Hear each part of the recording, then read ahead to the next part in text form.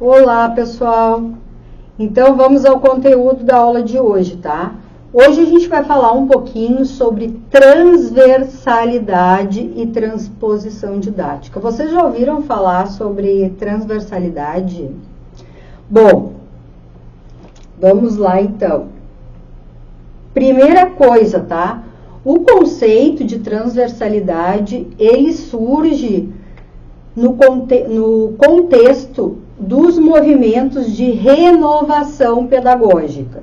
Então, quando os teóricos eles começam, a conceber que é necessário redefinir o que se entende por aprendizagem e repensar também os conteúdos que se ensinam aos alunos.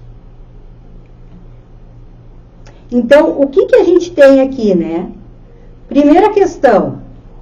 A partir da LDB, então, da Lei de Diretrizes e Bases de 1996, foram definidos os parâmetros curriculares nacionais, então, os PCNs, para orientar a inclusão dos temas transversais no currículo escolar. Então, qual é a razão para isso? Por que a gente, inclui os PCNs, para orientar a inclusão dos temas transversais. Então, vamos começar, a conversar por aí. Primeiro, o contexto da nossa sociedade brasileira. E aí eu trouxe aqui, a página 20 dos PCNs para descrever qual é esse contexto da nossa sociedade brasileira. A sociedade brasileira carrega uma marca autoritária. Já foi uma sociedade escravocrata, além de ter uma larga tradição de relações políticas paternalistas e clientelistas, com longos períodos de governos não democráticos. Até hoje é uma sociedade marcada por relações sociais hierarquizadas e por privilégios que reproduzem um altíssimo nível de desigualdades, injustiça e exclusão social. Na medida em que boa parte da população brasileira não tem acesso a condições de vida digna, encontra-se excluída da plena participação nas decisões que determinam os rumos da vida social, suas regras, seus benefícios e suas prioridades, é nesse sentido que se fala de ausência de cidadania, cidadania excludente ou regulada, caracterizando a discussão sobre a cidadania no Brasil. Então, assim, pessoal, vocês já entraram na internet, já pesquisaram a questão da injustiça, a questão da desigualdade social no Brasil? Pessoal, um dia entrem e pesquisem qual é a média de pessoas que possuem graduação no Brasil, qual é a média de pessoas que possuem pós-graduação no Brasil, qual é a renda salarial média do brasileiro. Pesquisem essas questões, vocês vão se assustar. Porque existe assim, eu não sei como as pessoas entendem as coisas, mas as pessoas são muito mais pobres do que a gente imagina. Então, a condição social do brasileiro é muito mais pobre do que a gente imagina. Pesquisem na internet qual é a média de pessoas quantas pessoas não têm saneamento básico. Tem pessoas que não têm. No Brasil, a gente não está falando de outros espaços, a gente está falando aqui do nosso país. Pessoas que vivem sem condições de ter um banheiro, sem ter um vaso sanitário, um lugar para tomar banho. Então, assim, existe muita desigualdade social. Outra questão aqui embaixo. Encontra-se excluído da plena participação nas decisões. Então, assim, pessoas que não têm a mínima consciência dos seus direitos e deveres. Então, existem pessoas que realmente não têm consciência de que têm condições a uma assistência mínima de moradia, a uma assistência mínima de saúde, e não participa, ela não faz parte. Não faz parte disso. Ela não tem essa consciência. Então, em função desse entendimento de que o Brasil tem essa história, é que existem, foi incluído nos parâmetros curriculares nacionais, no PPC, os temas transversais. Os temas transversais são basicamente conteúdos que vão contribuir para a dignidade da pessoa humana, para a igualdade de direitos, para a participação e para a corresponsabilidade pela vida social. Bom, e aí aparece aqui, né, eu vou depois disponibilizar para vocês essa apresentação que eu montei. São lâminas com bastante conteúdo, então assim é até meio chato, né, porque normalmente não é legal montar uma apresentação com lâminas com bastante conteúdos. Mas eu deixei até para vocês perceberem, né, que tem várias questões inclusas aqui. Aqui, por exemplo, que eu estou lendo agora, a contribuição da escola, da academia, acaba sendo de desenvolver um projeto de educação comprometida com o desenvolvimento de capacidades que permitam intervir na realidade para transformar. Então, o projeto de educação escolar, desde lá do início, né, tem a questão da inclusão social, mas a educação escolar não é somente uma educação visando a ciência.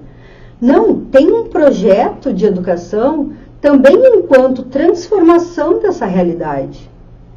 Essa realidade que lá atrás já foi uma realidade paternalista, uma realidade em cima, né, da escravidão, do clientelismo.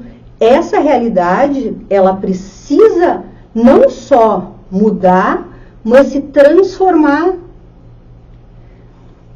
Então, um projeto pedagógico com esse objetivo poderá ser orientado por 3 grandes diretrizes: posicionar-se em relação às questões sociais e interpretar a tarefa educativa como uma intervenção na realidade, no momento presente. Não tratar os valores apenas como conceitos ideais. Então, assim, ó, quando a gente trabalha a questão de moralidade, né, os princípios, princípio de humanismo, de dever moral, a gente não está trabalhando isso só como um conceito ideal. Não, a gente está trabalhando isso como uma ideia de transformar a realidade, né? A gente quer que o sujeito ele se transforme num sujeito ético, não como uma questão ideal de um ser humano, não, a gente quer isso como um dever ser. Incluir essa perspectiva no ensino dos conteúdos das áreas de conhecimento escolar.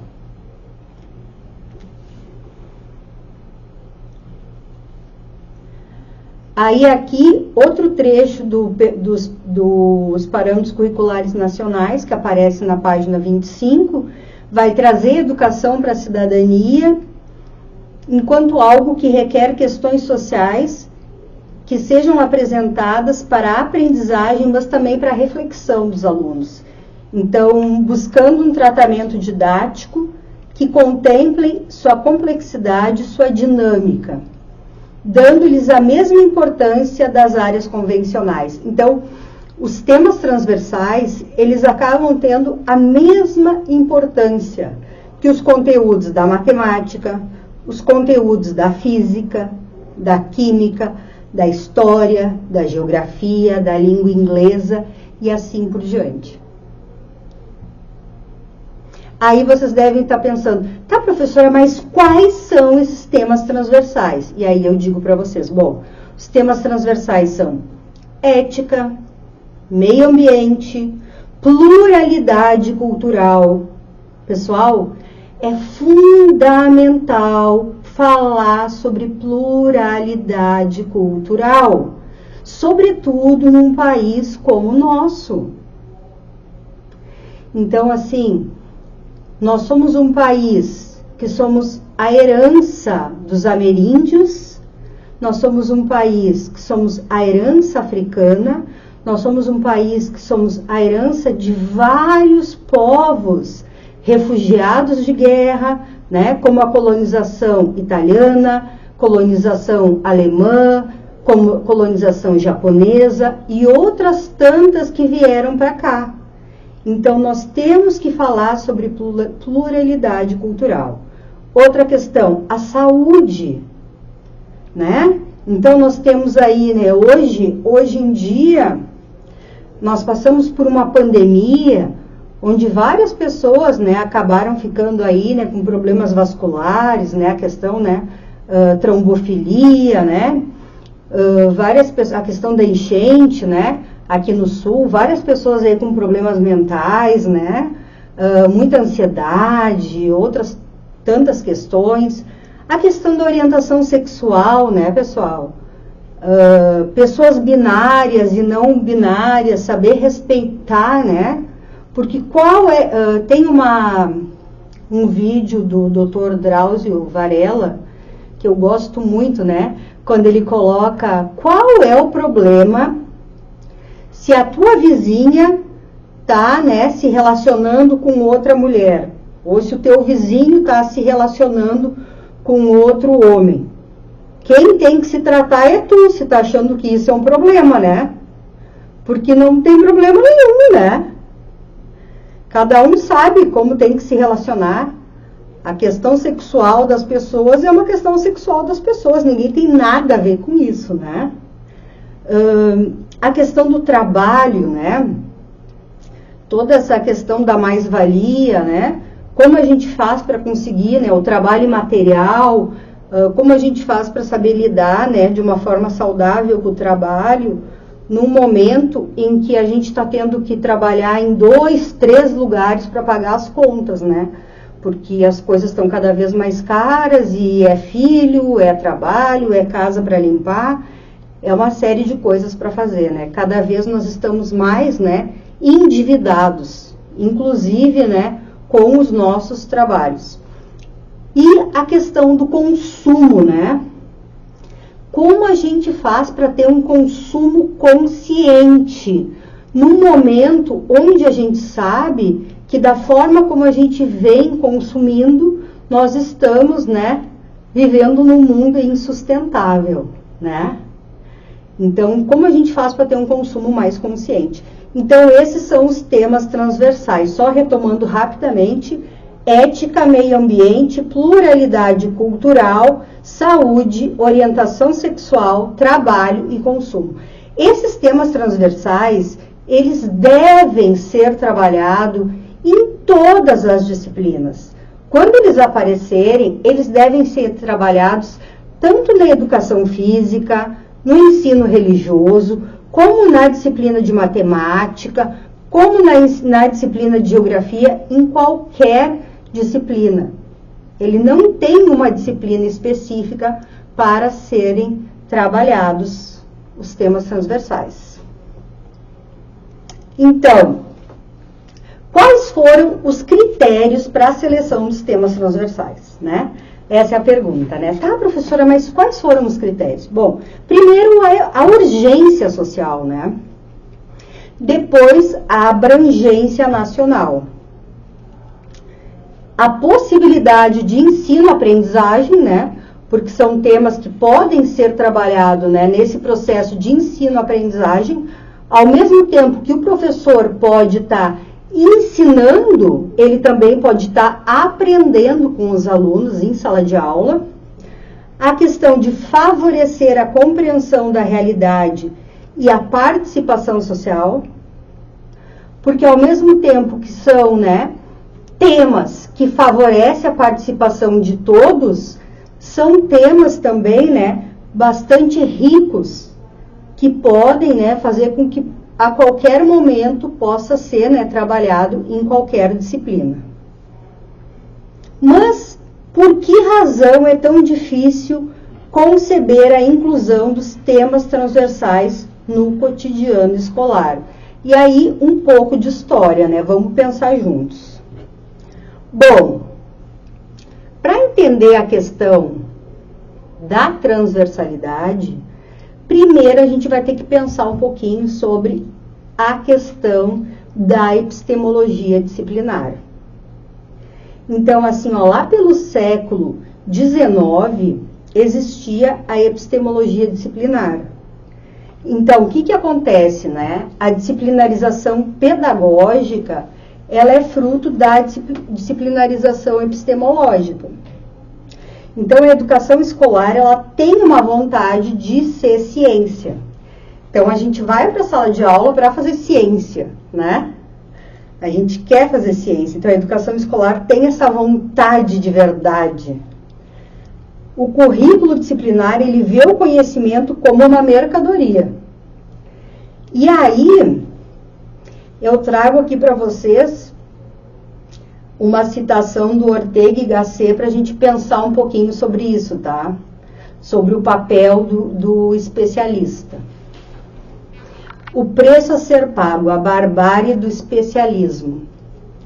Dantes os homens podiam facilmente dividir-se em ignorantes e sábios, em mais ou menos sábios ou mais ou menos ignorantes. Mas especialista não pode ser subsumido por nenhuma dessas duas categorias. Não é um sábio porque ignora formalmente tudo aquilo que não entra na sua especialidade. Mas também não é um ignorante, porque é um homem de ciência e conhece muito bem a pequeníssima parcela do universo em que trabalha. Teremos que dizer que é um sábio ignorante, coisa extremamente grave, pois significa que é um homem que se comportará em todas as questões que ignora, não como um ignorante, mas com toda a petulância de quem na sua especialidade é um sábio.